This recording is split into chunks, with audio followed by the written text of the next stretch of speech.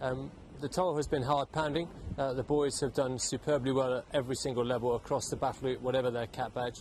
We've made progress here in Sangin.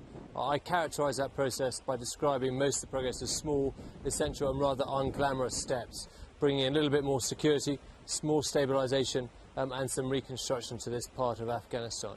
It's not been without cost, and that cost hurts, and we miss very much all of those who have been killed and wounded in action here. There's definitely been movement forward. It's not been dramatic. It has been a particularly difficult summer, characterised by the elections and the efforts of the Taliban to fight hard against what the UK is trying to achieve here in Helmand.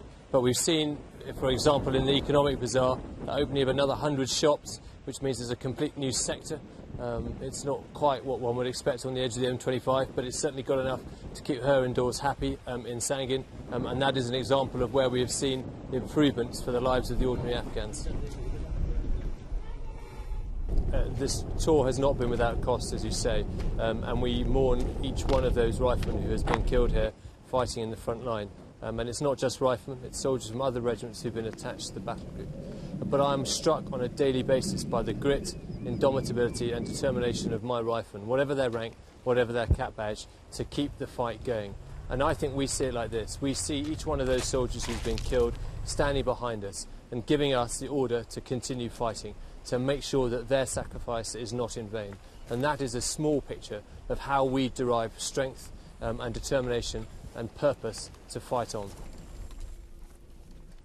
I think there is no doubt that what we have come out to achieve is going to be achieved. We have got a very clear purpose set out for us. We know that what we do here helps provide protection back in the UK. We know that what we do here in Sangin brings relief and respite to a terribly impoverished Afghan people.